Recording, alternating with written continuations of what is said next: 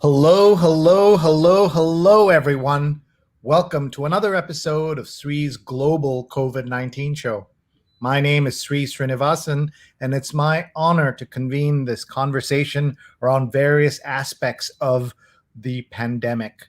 Today is episode 279, Parenting and the Pandemic. We have a very special guest with us. Christina Hillsberg is here. She's the author of License to Parent: How My Career as a Spy Helped Me Raise Resourceful, Self-Sufficient Kids. She's a former CIA analyst turned stay-at-home mom of 5, and she'll share tips on helping children and parents in and after the pandemic. Be prepared to ask her anything. You'll meet her in just a moment. Hi, everyone. I'm Sree. Thank you so much for being here with us. We are so grateful to have you on this journey with us. We're live on Facebook, on Twitter, on YouTube, and on LinkedIn. I'm the Marshall Loeb Visiting Professor of Digital Innovation at Stony Brook School of Communication and Journalism, and the co-founder of Digimentors, a social, digital, and virtual events consulting business. We do these kinds of shows for ourselves, as you see here, as well as for other folks. And if you are interested in working with us on a conference, a summit, a hybrid event, a virtual event, a webinar, a talk show, please get in touch. We'd love to talk to you about it. And we build these white label shows for other folks, but we also do social and digital consulting, and we'd love to talk to you.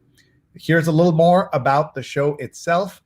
We have gone through 278 episodes as of today, and 1.5 million viewers, 200 million social impressions. And we're very proud of this, that out of our 525 guests, 303 have been women from 75 cities and 22 countries, including the chief scientist of the World Health Organization. We're live on Scroll.in and Scroll Global, and our archives are at youtube.com/Sreenet. We're able to do this show only because of our fabulous producers, Vandana Menon, Vandana_Menon on Twitter, and Rose Horowitz at Rose Horowitz 31. Please do give them a follow.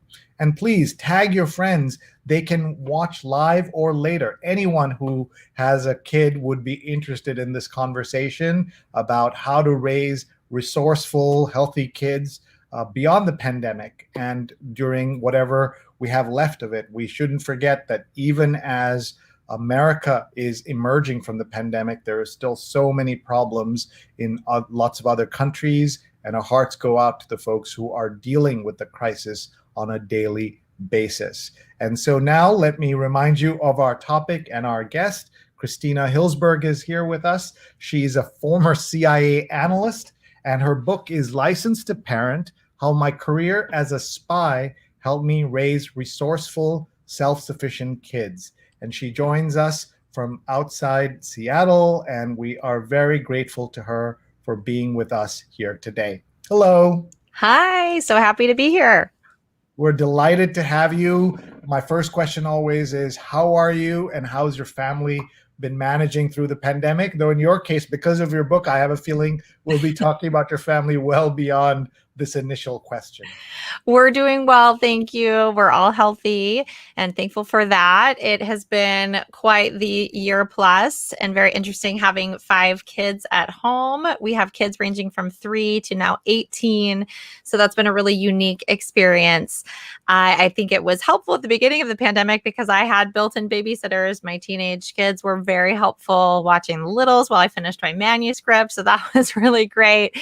But yeah, we've learned how to adjust, and we've gotten a lot of quality time with each other, which, has been hard at times, but it's also been, really great to have that special time between our really young kids and our older kids that ordinarily they wouldn't have gotten because our bigs would be off at school all day long and then doing sports. And so we've tried to see the silver lining where we can.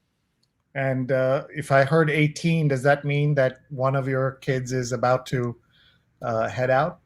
Yeah, our oldest is going to college in the fall. And it's so funny because, in the book, I talk a lot about how I'm sort of the naturally more anxious parent and always anticipated that I would be a helicopter parent.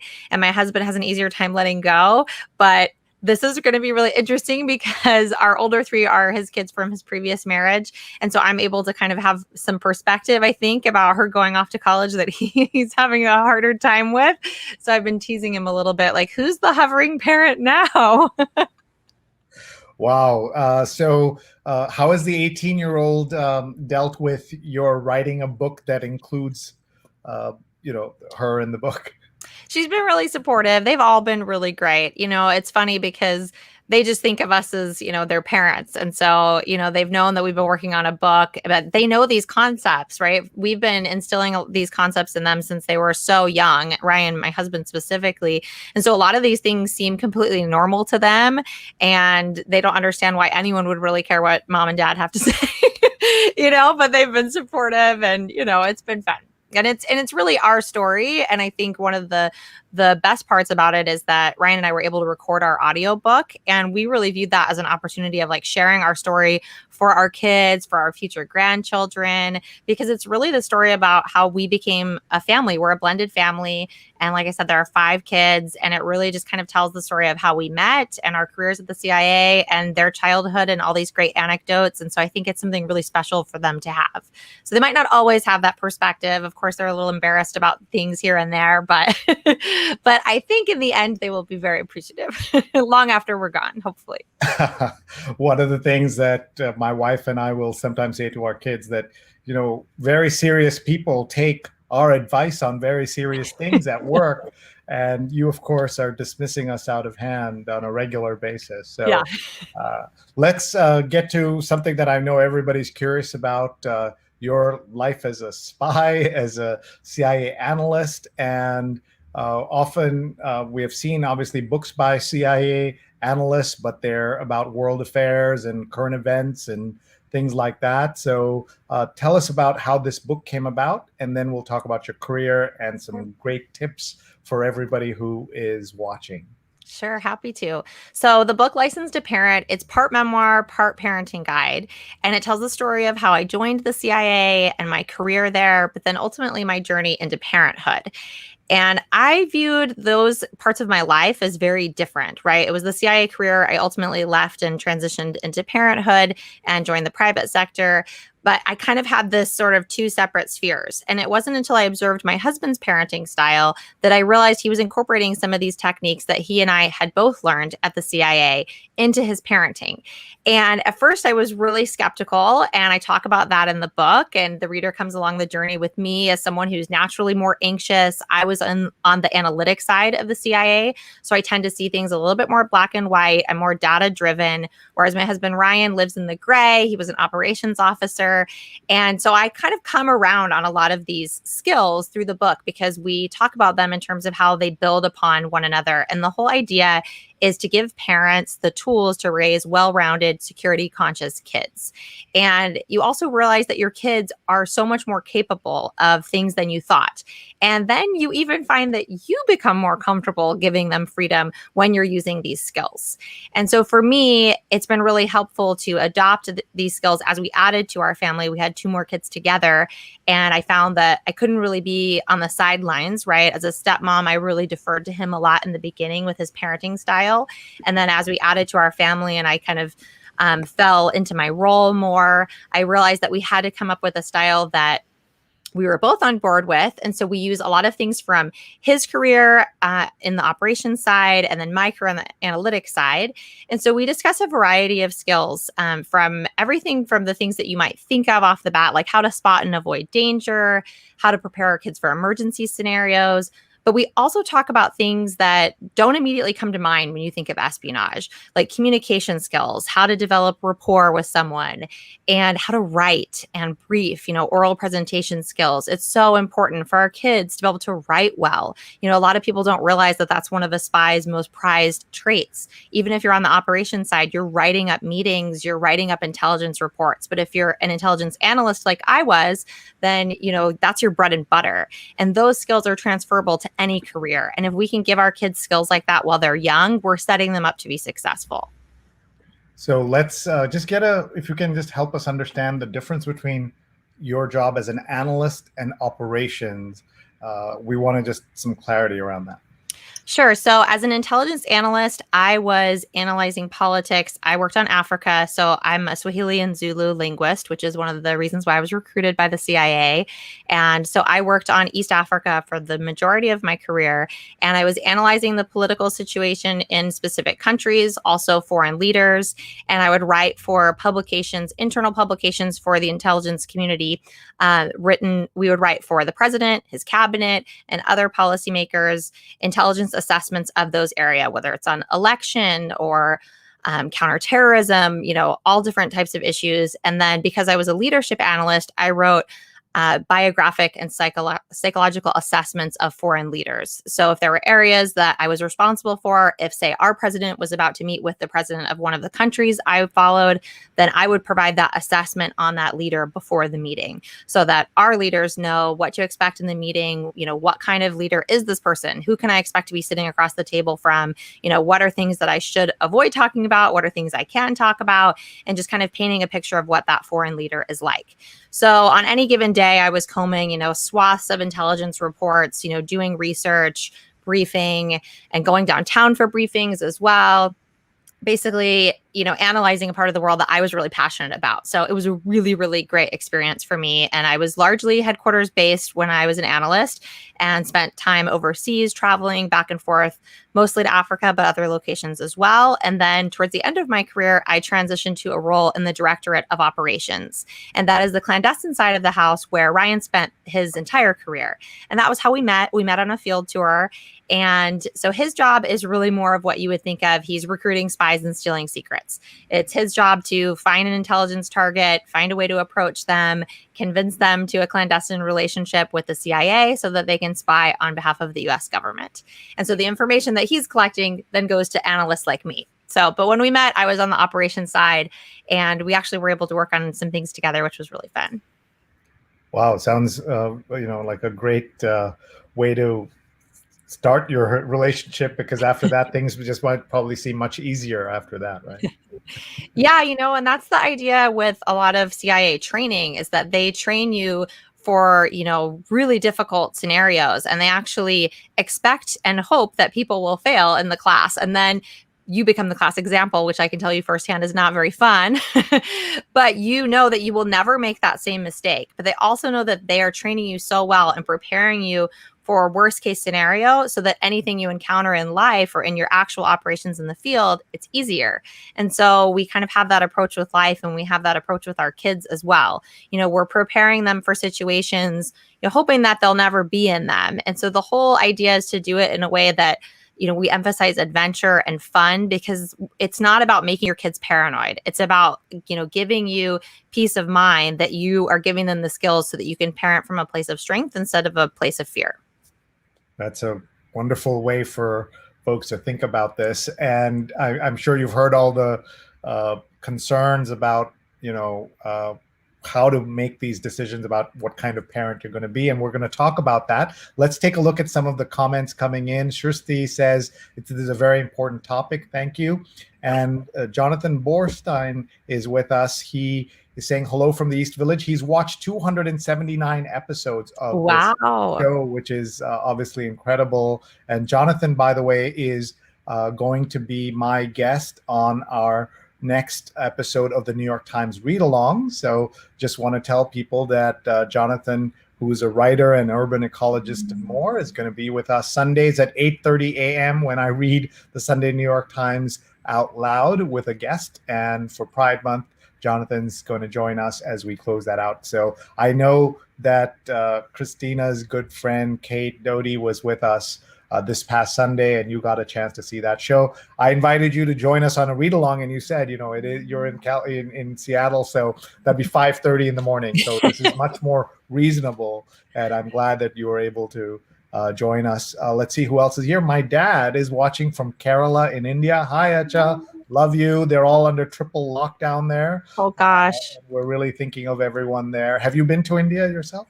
I haven't. It's on my list. I was actually supposed to go after my CIA career. I was supposed to go with Amazon when I was working there. And it ended up, I think I was pregnant as well. I think I was too far along and couldn't travel.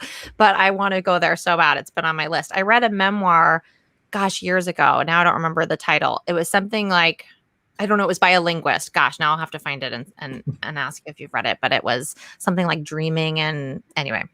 And ever since then, I've wanted to go. Just from a linguist perspective, I think it's particularly fascinating. Yeah, what people don't realize is that even on a regular currency note, there are a dozen languages. The amount 10 rupees is written in all these different scripts because of all the different languages that are there. And we have people who are watching who have kids of different ages. My dad has a 50-year-old, so I don't know how much you'll be able to help him today, but we see Neil Parekh is watching, and he has a young daughter who was actually on our show telling us what it's like to experience the pandemic as a 7-year-old. Oh, wow. So Neil's watching from Springfield, and our friend Stefan Kaplan's watching from Ramsey, and he has a young man going into high school. My wife is watching from the Upper West Side. We were joking that where were you when we really needed the tips? Now that our twins are 18, I don't know how much more we'll learn, but we're hoping still to learn from you. Paula is watching from Tallahassee, Florida.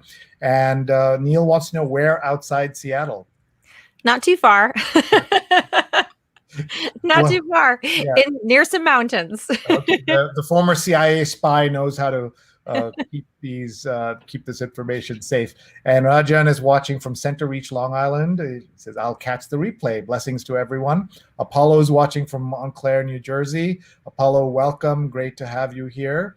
And Fernando's watching from Los Angeles. And both Apollo and Fernando have been guests on the show talking about their work. And Jonathan says, there used to be a CIA office about 2 blocks from him in the East Village. Can you confirm or deny this? Haven't been to that one. But apart from Langley, I presume there are offices in other parts of the country, or? There are lots of field offices apart from Langley, yes. Okay. Well, just to help us understand what the official statutes, does the CIA work in the United States, or what is the policy? So CIA is collecting intelligence, foreign intelligence. So we're working overseas. And of course, FBI's jurisdiction is the United States. So what changed after 9/11 in that relationship? Because some of the complaints about why there was this breakdown is that there were too many silos. That was in the 9/11 Commission report and another analysis. Yeah, I know that the FBI has ramped up their intelligence capabilities since then, but my view, by and large, is that, and I think it's shared within CIA, is that FBI is more of a law enforcement agency as opposed to an intelligence agency. I know that there have been efforts where they do send their agents to CIA training, and so they've kind of tried to break down those walls to give them some of that expertise. And we had a really good relationship. I mean, I worked with FBI, both here in the US and also, their legal attaches overseas, and, really good relationship coordinating things. And I think we have different areas of expertise, but in my experience, some of those walls have been coming down, but it varies. You'll find silos even within the same organization, but I think that there's a lot more sharing that goes on these days. Although, of course, I've been out for 5+ years now, so. And what was the decision to leave the CIA? How did that come about? And what did you do? You said you went to Amazon? Yeah, so we both actually resigned on the same day in 2015. We ended up just getting offers and it timed that way. And Ryan, my husband, didn't immediately go to Amazon, but he ended up joining me there later. And yeah, we decided to resign because we wanted to put some roots down for the kids. We just had the 3, we call them the bigs and the littles. We had the 3 bigs at the time. They weren't quite so big. And our current custody situation at that time didn't allow for us to take them on another tour with us. And of course, we weren't willing to go without them. And so we decided, it was time to leave. And so we put down roots in the Seattle area, and, we've had all of them full time for quite a while now. So it's worked out. So we made that transition. We both miss it. I mean, I think if our personal situation was different, we would have absolutely stayed in. And that's probably why we found a way to stay connected and to write about what we did there, because we both had really amazing careers, and, in a different lifetime, maybe we would have continued.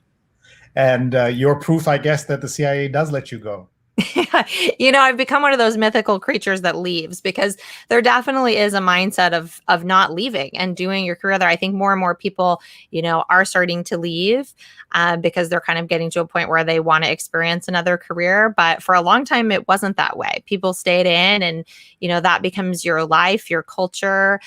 Because most of your friends and your relationships form within that organization because you spend so much time there, cut off from the outside world. It's easier to have friendships and romantic relationships with people who do what you do for a living, right? Because you can share more with them. And so I think it is difficult for people to transition out of that lifestyle. I think it was helpful for us because we had both been in and we went through that transition together. And so I went straight to Amazon and I was working in information security. That was what I did, following on doing their threat intelligence program. And I stood up their first insider threat program. What is an insider threat program? So that is basically looking at potential employees who could be stealing intellectual property, sharing secrets, from the company. And so it's, looking at how to stand up that capability so that you can detect it early, but also educate employees, because there's the unintentional insider threat, someone who accidentally clicks on a phishing email, all the way to someone who is intentionally, sharing company secrets with, whether it's a foreign government, another company. And so setting up the capability to detect those threats early on and contain them. Imagine how different America would have been if there had been an insider threat program in the Clinton campaign, right? The chairman of the campaign clicks on a phishing email, and the rest is history, as we learned. We have a question here before we get to the kids' tips. Apollo says, with the pandemic, how do you see international relations, America and the world, and is the American electorate a challenge for American international relations? Yeah, I think we've been in a really interesting period. I think over the last administration specifically, watching international relations, it's been really interesting for me as someone who's been in the intelligence community and seeing those relationships and seeing kind of our reputation overseas. And I'm optimistic that that is on the upswing. And without getting too political here, I think that, going through the pandemic and coming out of this, I think that we're going to be stronger. I think that we're in a position to have improved international relations where they need to be.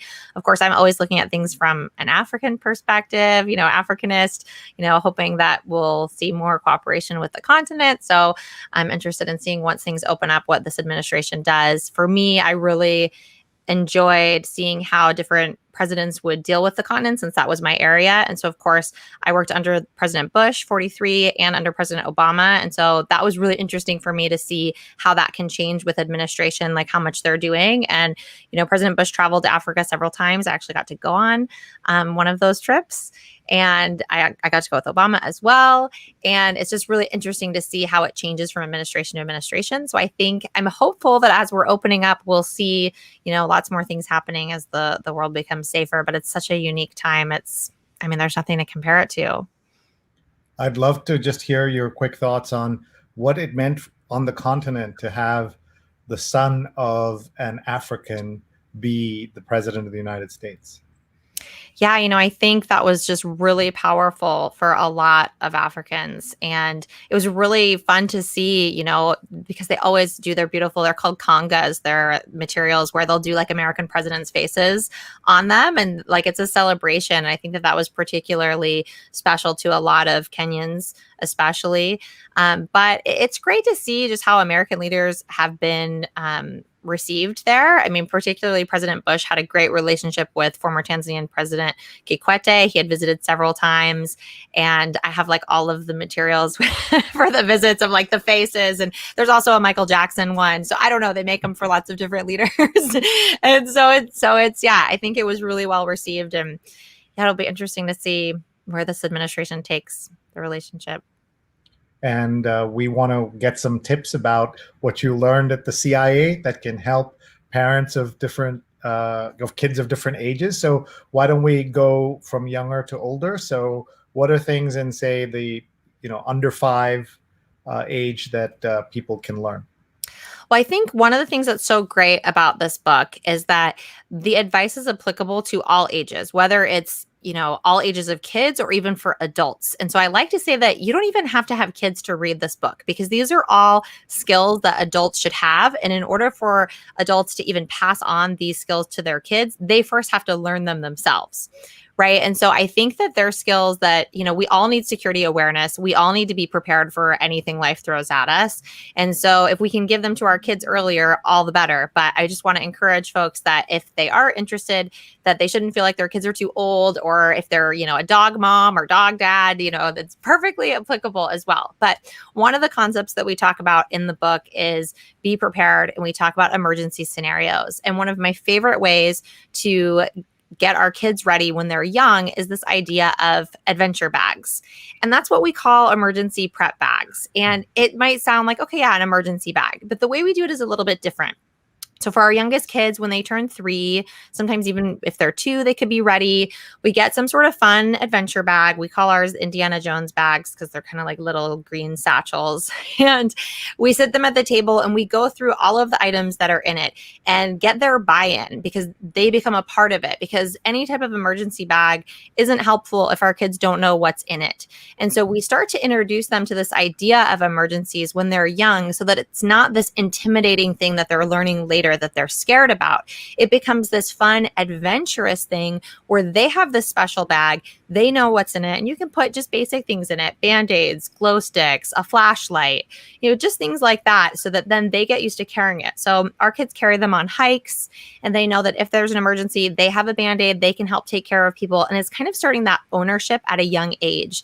And then this bag evolves as they get older to become a more sophisticated emergency bag that also every adult should have, in their car. We have all of our cars equipped with these go bags, and they're based on how many people could be in the car, right? So we make sure we have all of the right supplies and quantities of things, but then we also have them at our home so that they're quick and ready to go.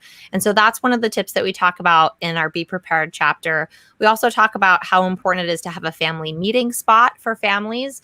And that means, option A can be your home, but, if there's a landslide or some sort of natural disaster and you can't get to your home, then everyone in your family should know where is the place that we will reconvene if we can't make it to each other. So that's a great tip to have. We also talk about establishing your getaway vehicles. And, if you think about any apocalyptic movie, there's some sort of gridlock and there's traffic and people can't get around, right? Think like Deep Impact. I'm taking it way back here, but by the way, there's a current film on HBO Max called Greenland, which is Yeah, exactly. And so we talk about motorcycles in our family. I'm very candid in the book that it's not something that Ryan and I have seen eye to eye on. It's something I've been uncomfortable with, but I'm coming around. But the whole idea is not that your kids have to be on motorcycles, because if you're not comfortable, like I haven't been for a long time, you can use e-bikes. There are so many different options: e-bikes, scooters, regular bicycles. But it's this idea of making sure that you have a family meeting spot and you have a way to get out and get around if the case would, call for it. Of course, these are more extreme scenarios. And so it's something that we really like to talk about in terms of adventure and making it fun and not scary, so that it's just kind of an organic part of life for our kids. And we're seeing some of the great comments, the testimonials you got for the book. And Doug says, who's watching from California and knows a lot about crisis communications and runs a fantastic newsletter around coronavirus and accurate information, douglevy.substack.com. Please check that out. He saying everyone should have a go bag. So that's great. I saw you got a blurb from Lenore Eskenazi, who of course was in some ways, I feel like, the opposite of what you preach, because she was about free range kids, and her, I believe, 7-year-old was riding the New York City subway. We see eye to eye on a lot of things. One of the things that we let our kids do when they're relatively young, I think that some people would think, is we drop them off in Seattle and we let them spend the day with a map navigating the city, and we pick them up at the end of the day. Wow. And so, actually, she and I are on the same page about a lot of things. But I think we're a little bit more in mid-range. But, it's funny because people will say, well, you were spies, so you must spy on your kids. especially when it comes to technology. Can you give us tips? And what surprises them is that we actually advocate for more autonomy and less surveillance, even when it comes to technology. We want our kids to be savvy when it comes to technology. And also, because of the pandemic, it's been especially important for our kids to stay connected. And so, by locking things down because we want to protect them, we're actually doing them a disservice. We want to find a way to provide them the guidance that they need so that they can learn to navigate social media, learn to navigate technology in a safe way. And so we do that through emphasizing, some just basic safety concepts that they should be aware of, emphasizing that they should guard their future. Career Builder has been cited in their study that, 70% of employers look at applicants' social media before they hire them. And about half of them choose not to hire someone based on what they've seen on social media. On the contrary, there's also evidence that shows that a lot of companies hire someone because of something positive they've seen on social media. And so that goes to this idea that we shouldn't scare our kids into thinking they shouldn't be active on anything at all. But, we want them to start learning when they're with us so that we can provide them the guidance so that they can be savvy, they can learn what's appropriate and what's not. I mean, we know some adults aren't even well versed on what's appropriate to post and what's not. And so by kind of giving them some of that access within reason, we're able to help them make smart decisions and prepare them so that they're not fumbling when they're out in the world and getting access to all these things if we've locked it down and not let them have it. And I know I see Apollo loves this idea and says you're awesome about the autonomy versus surveillance, autonomy and awareness. So that's a compliment to you. Thank you. And I don't know if that's bad for your spy cred that you're not surveilling your own family. Well, it all comes down to trust, right? And the quickest way to erode trust with your kids is for them to find out that you've installed some sort of surveillance, software on their phone. And the idea is that when you give them these skills that we walk everyone through in License to Parent, that they are more capable of having this type of freedom because that you've prepared them and given them guidance and given them the skills that they need to navigate it, right? So it becomes kind of this concept that you're surprised at how comfortable you are at things because you're confident in their abilities. And so much of this is, and I think Lenore would agree, is that our kids are capable of more if we would just give them the opportunity. Yeah, I love that. And it's resonating with some folks here. And Apollo says, guard your future. Jonathan says, good morning, everyone. So that's folks watching in a different time zone from you. You're on one extreme of our viewership. And Tanuj says, hi. Let's just tell people what we're looking at here on the screen. This is Ryan. And it says Christina and Ryan Hillsberg are former spies with more than 20 years experience working at the CIA before transitioning to the private sector. And they live with 5 children and 2 Rhodesian Ridgebacks. Tell us about that. It's funny. I talk about our dogs in the book, actually, because I talk about the concept of persuasion and how it's so important for CIA officers to be persuasive, right? Because you're persuading someone to commit espionage on your behalf. So you better be pretty convincing. And so I talk about how we use this skill set and teach it to our kids. And before I get into those tips in the book, I kind of have a step back and say, wait a minute. How many times has Ryan used this skill set on me? And one of the examples I talk about is our dog. So we started out with 1 Rhodesian Ridgeback, and I tell the story of how persuasive he was, how he planted a seed, how he knows when to let it float, and how I was the one who ultimately made the call to get the dog after having been completely against it, and ended up falling in love with the dog. And unfortunately, he died very, very young from a rare tumor. And now we have 2 more. So I've obviously come on board. So he's very persuasive. They're fantastic dogs. A lot of CIA officers actually have Rhodesian Ridgebacks. They're just really smart. They're protective of their family, and they just have a really good intuition about them, I think, as well. I don't know. People might say that about everybody might say that about their dogs, but I will say that Duma. My dog is objecting that you're only saying this about another breed. So our dog Duma, the one who died, he only was ever aggressive towards 2 people. One was a neighbor who we did not like, and we had, he's no longer around, so I feel like I can say that. We got a shady, something was off too, and I think he could sense that we didn't trust him. And then the other was someone who had come to our home to work on, we have some antique cars, and this person had come to work on the cars, and Duma was like very aggressive, and we're like, what in the world is going on? And then Ryan later learned that this man was like a 2-time convicted felon, and he had turned his life around, which was great, but I guess Duma was not convinced. So your own background check agency in your dog.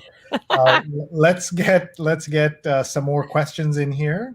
And Frederick is watching, by the way, from Goa. So good morning to Goa. Oh, and cool. Frederick says, doesn't persuasion involve a degree of manipulation? I think that's what you were referring to. Yeah, that's a great question. Yeah, that was one of my concerns from the get-go, because actually the story I tell in the book is the first time I observed Ryan teaching this to the bigs, and it was on a car ride when we were going down to celebrate our son's birthday with my in-laws, and it was his second birthday party of the week, and he had been saying all week that he wanted to get another chocolate cake, and he had like headphones on, was listening to something on the way down, and was all the way in the back and couldn't hear. And our oldest had said she really wanted cheesecake, and so I'm sitting there listening to Ryan can tell her how she can convince him to get cheesecake, and I'm sitting there thinking, this poor boy wants chocolate cake for his birthday, and I want chocolate cake.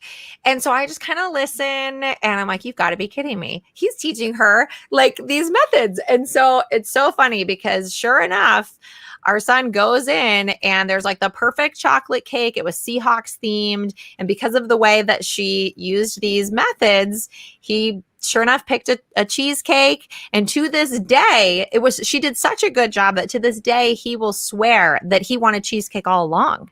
And that just goes to show you how great it is. And so that was kind of what started the conversation around, should we be teaching this to our kids? And so it started in a fun way, but then it led to conversations of me saying, do we really want, because my mind immediately went to nefarious things. Do I want my kids to be, be able to persuade people to do like things that we don't want them to do? Like, this could be bad. What if they're telling us something that's untrue? But really, then I flipped it on its head and thought, okay, there are so many good uses for this. Whether it's in the workplace, they're persuading others to their viewpoint. I give another example in the book of our daughter. She lost her playing position on the softball field, and she had to persuade her coach to get it back because she was the more qualified player. And so giving them this ability to be persuasive and have that skill set. But of course, it's our job as parents to help to guide them to use those powers for good. Yes, with great power comes great responsibility. That's right. Mark Lee is joining us from North Carolina and says hello to some amazing people. He's a former guest. Jonathan's watching from India and says, your book is quite expensive in India. Will you be releasing a local print version here? I think you need a screenshot for your agent to get this out there to India. Yeah, I do hope so. That's something that is in the works. So hopefully we'll see it translated to lots of different languages and in different foreign markets around the world. That is the hope. So I hope it will come to you soon. Doug had mentioned your Go Bag idea, and Rajan, who was planning to watch this on replay, and maybe we were so compelling that he decided to watch us. I love it. Says, I've had 3 Go bags from the 2003 Northeast blackout. I remember that. Right. My twins were 6 months old till late 2009 at the office, in my car. I took a commuter train to New York City, and at home. I think those of us in New York City had these Go bags after 9/11, after the lockout, after the blackout. But I think we become kind of complacent. So talk to us about that and what role that plays in parenting, that, everything will work out, everything will be okay. By the way, just waking up this morning to the horror story in Miami with that building collapse, just shows you anything can happen at any moment, anywhere.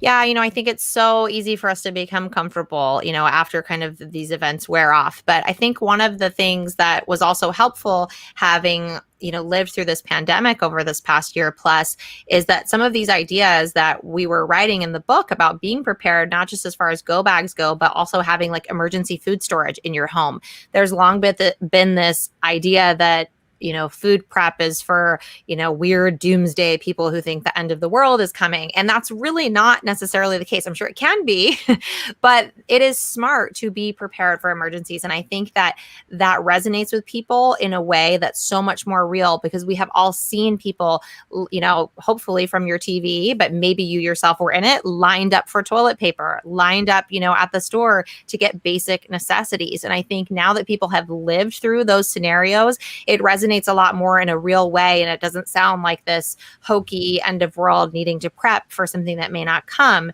We can see that the unlikely can become the very likely in a very short amount of time.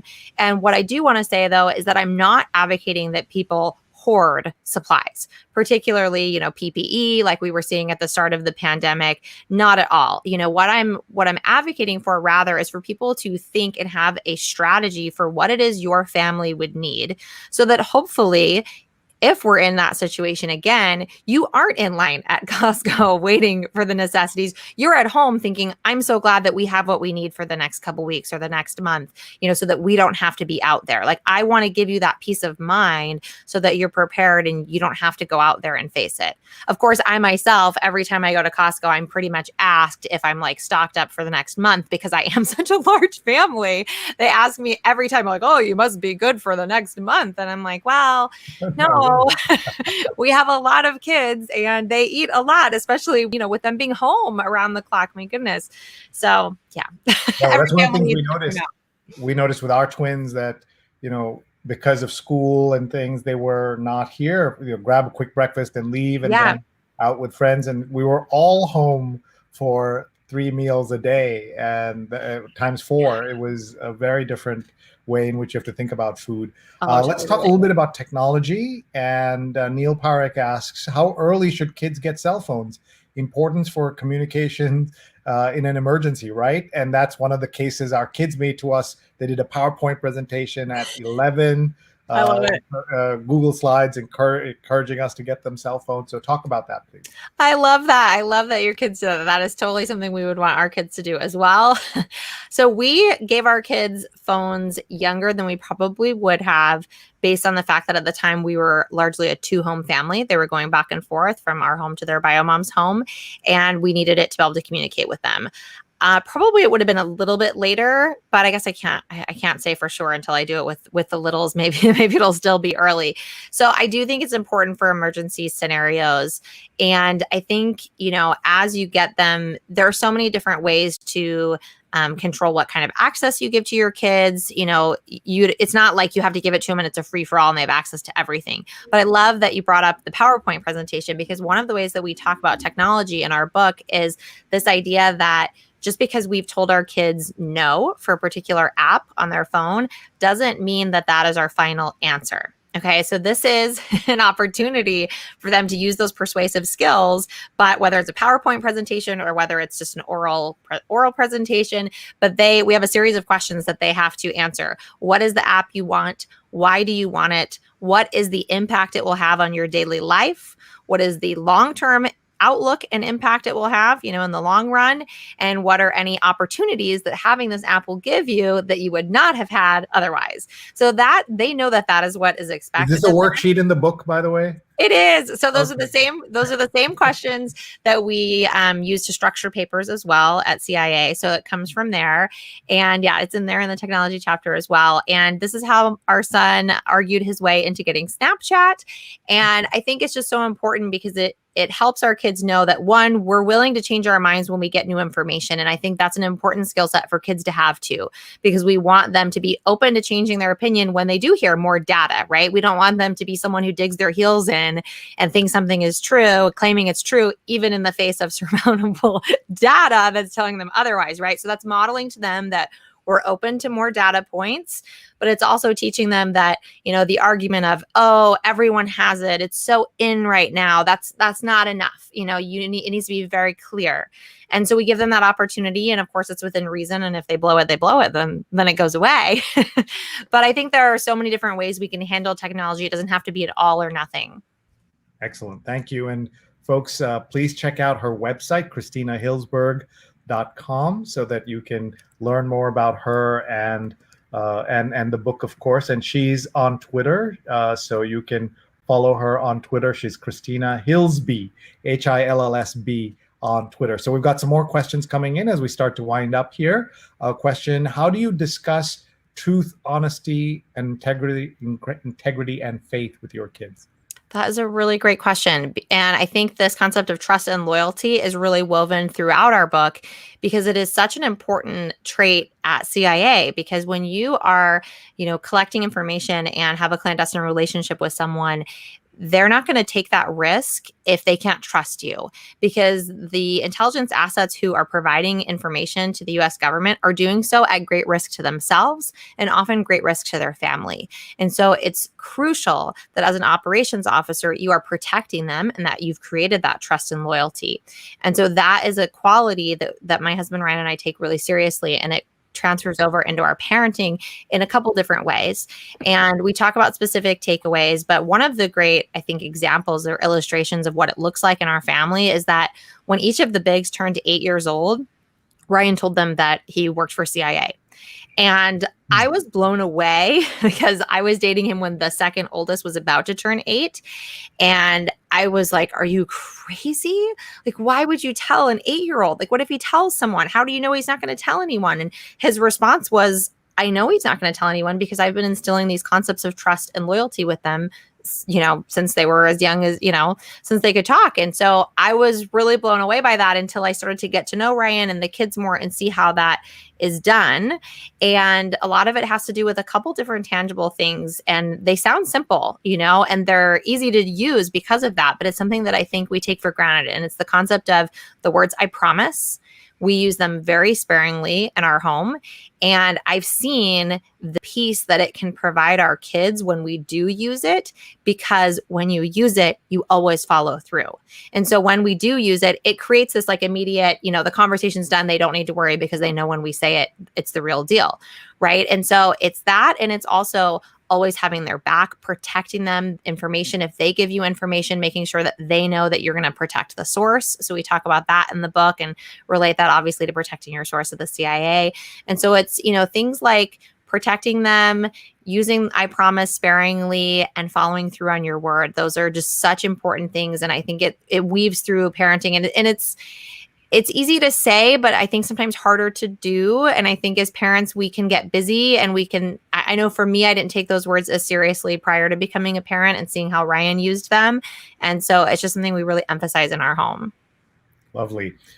We want to just go back to the kids' ages with cell phones. So what is your recommendation? What did you do?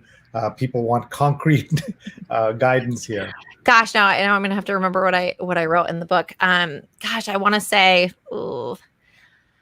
let's see. I want to say they were probably 11, 9, and 7. I want to say they were really young. And because I remember when our oldest got phones, and then the youngest, and it was like, whoa, she probably shouldn't have a phone.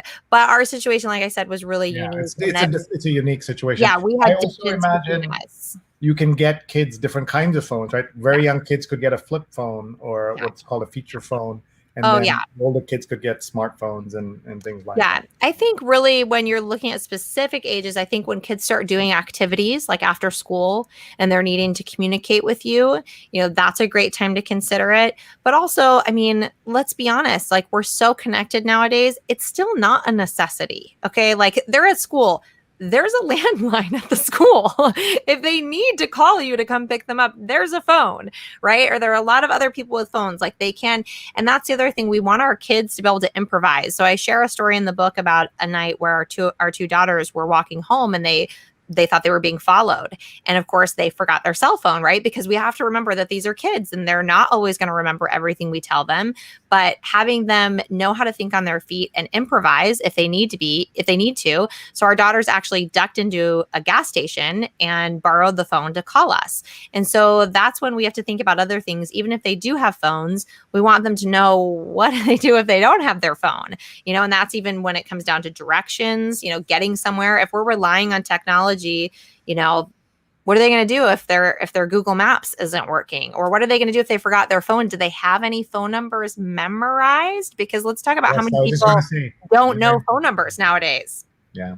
So I'd say memorizing phone numbers and then carrying a battery pack always. And just on another part of this, always having a case on your phone is important because kids drop phones just as adults do. And moms. Really important. Fernando says integrity is colossal. And Neil says, I can't believe they got a phone at 7, said Emily, now age 8, who's watching. We quickly explained that this was a special situation. I don't know if that's right. I'm trying to remember. I know it's in the book because I want to say, gosh, she was 7 or 8. She was young, and I don't think she was really using hers. It was more her older siblings, and it was like a family plan. But it was a really unique situation. They lived a couple hours away from us when we were switching houses. Sure. So I would not recommend a phone at 7. Let me make that really clear. Apollo says, amen for old school memory. And Mark says, my nephews called me like 2-3 years ago. I think I was a little shocked when my then 9-year-old nephew was calling me on his cell phone. And Jonathan says, no one in my family had cell phones until my sister and I realized that our mother may need to reach us in case of an emergency. And so that was a different age and a different time. And Mark, by the way, is watching us from North Carolina. His question, how concerned are the two of you about the next pandemic or the next wave, how so much is opening up, and how concerned as a parent are you about things opening up? So this is a question for you and Ryan. And this is from Mark, who, by the way, also tells us that President Biden was just here in North Carolina today because we're at 55% vaccinated or something like that. New data point before I come back to you, Christina, is that 92% of people who are dying of COVID are unvaccinated. Even people getting COVID are people who are unvaccinated. That's why we keep saying get vaccinated, and that's why that's so important. Now back to you about your approach to the pandemic. I'm feeling okay. Our whole family, with the exception of our 3 and 4-year-old, are vaccinated. So I think that definitely gives me a peace of mind. I think that, true to our background and our personalities, I'm the more anxious one about it, whereas Ryan is much more calm. And, he does corporate security for a living and looks at different risks and things. And so from his perspective, I think he is calm because, he knows the data. And like you said, the data you just shared as well. And because we're vaccinated, we're feeling good in that regard. But I'll be honest, I'm still anxious about going places. And I think I will be for a long time. Just because, it's been so long and we've gotten used to this way of life. And it's interesting because with my 3-year-old, she wasn't, she was 1 when it started. Her birthday's in May. And so, it started right before she turned 2, right? Is that right? And, now she's 3 and it's really been a big part of her life. And so seeing how she's been dealing with it, if we go to a park, because, last summer we would drive around. If there was a park that was open, if there was no one there, we would stop and play. But there were a number of times where we would cruise by a park and there would be people there. And I would just kind of say, narrating more to myself, like, oh, there's people here. Let's just go find another place to go. And you don't think of the things that your kids are picking up on, right? And so the last several times we've been at parks, since things have really opened up, she has some anxiety and she'll cling to my leg and say, there's people here. There's people here, mommy. And it's like, you realize, a child of that age, the majority of her life has been spent in this situation. And so I think we're all going to be kind of redoing these things and dealing with anxiety as we reopen. But I feel good because we're vaccinated and I'm optimistic about it. And I think we're on the upswing and I'm choosing to be positive. Love that. Daryl is saying, hanging a note around the kid's neck with specific deep contact details, is it still useful? Is a question. I don't know if it's a question or a statement, but what do you think about that? I would err more on, teaching them to remember things. And also I think landmarks, and that's something we start really young with our kids, just in terms of directions. And if they can, spot where things are so that they can direct themselves to different places. I don't know. We've never done the information around kids' necks before. I don't know. I can see how that would provide peace of mind, I think, but that's not something we do. Okay. As we're starting to wrap up here, I don't know when I'll be next talking to a former CIA analyst, so I do have to ask you. I know what's coming. No, I want to ask you about a show like Homeland. Like, how realistic was it? I don't know if you saw it, and or is it like watching the your version of The Office, so you didn't watch it? What was that like?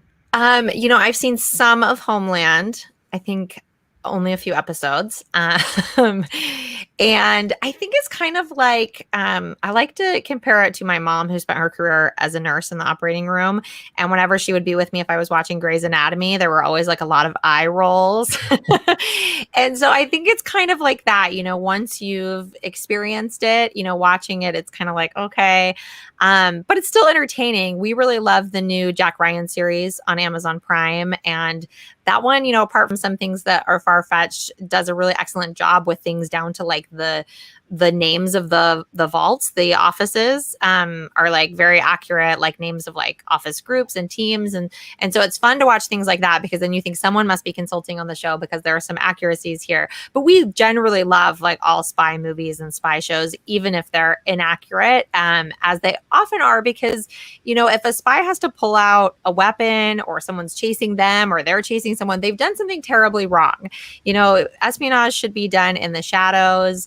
And, we've really tried to stay authentic to what we did at the CIA in this book, because I think there is a tendency of, CIA officers to leave and then write books. And then, of course, people who are still in like to do the whole eye roll, right? And so to us, it was really important that we wrote something that was genuine and authentic to what we did, without making it flashy or gimmicky. These are real techniques, and there are real things that we do with our kids. We've adapted them in simple and straightforward ways.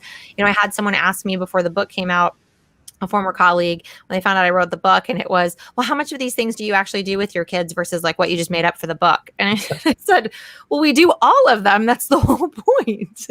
And so these are real techniques that anyone can use. And I hope that we've written a book that our colleagues can be proud of, and, true to what espionage really looks like. And did you have to get it cleared? Did you need permission? Yeah. So we had to go through the CIA Publication Review Board, and we actually had a really positive experience with them. They were great. They review it just to make sure that you're not inadvertently sharing anything that could, risk national security. Of course, we want to make sure our assets are protected, intelligence assets, keep them safe. So identity, things like that, but then also sources and methods. And we pushed on a couple of things a little bit too far. And so some stuff was redacted, but by and large, we were really grateful that they gave us a pretty smooth experience. Awesome. So what we're going to do is I'm going to do a promo for my Sunday show, and then we're going to come back to you to get us some final thoughts and a final push on why everyone should buy this book and who it's aimed at. So I'll give you a chance to talk about all of that in just a minute. So folks, we have been talking on this show to Christina, but we have a great show coming up this weekend. On Sundays, we do the Sunday New York Times read along, where we read the Sunday New York Times out loud. Neil Parekh is our executive producer, and Paula Kiger is on our team, helping produce the show as well, and she's watching. And this week, as we end Pride Month, we are delighted to have Jonathan Borstein with us. He has been watching this show for 279 episodes and has helped be a guest host, but now he's going to be a guest. And we are just delighted. Sundays at 8:30 a.m. We've been doing this for 5.5 years, reading the Sunday New York Times out loud on Facebook, Twitter, LinkedIn, and YouTube. So please join us at 8:30 for that. And then at 11 a.m. is the show She's on Call, two fabulous surgeons talking about medicine and health and, of course, COVID-19 and more. So that's this coming Sunday. Please join us. Follow me on Twitter at Sree so that you can catch all of my shows, and Jonathan's at Jonathan 1003 zip code in New York.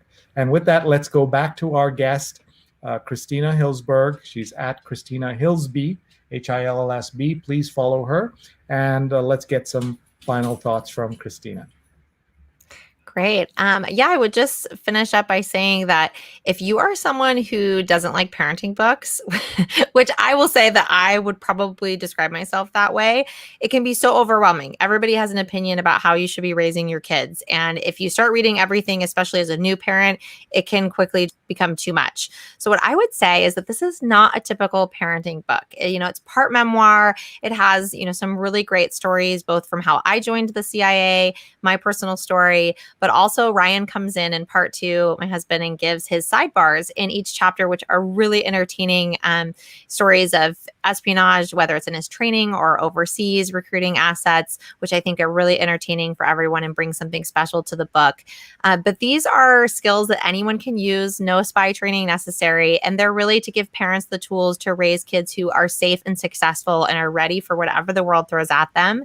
And like I said, even if your kids are older, even if you have no kids at all, these are skills that really everyone should have. The CIA does such a fantastic job of training its officers for any situation. And I think we can really take a page from their playbook, whether it's for our kids or for ourselves. Love that. Let's look at some of the comments. Apollo says, thank you for the show. I'll read it as an adult with an inner child. I love it. Thank you. And Jonathan says, interesting points about establishing family relationships. Thank you. With that, we'll say goodbye to everyone. Thank you all for watching. Thank you to Christina for joining us. In mac and cheese night at the ranch, I understand. And we wish you the very best with the book. I know book tours are somewhat more difficult and somewhat easier during the pandemic. And our authors who join us tell us that some of them prefer this, some of them of course, miss the old ways of doing things, but this is all adapting, and that's what we're all doing, right? That's right. Yeah. And so with that, we'll say goodbye. Thank you so much. Thank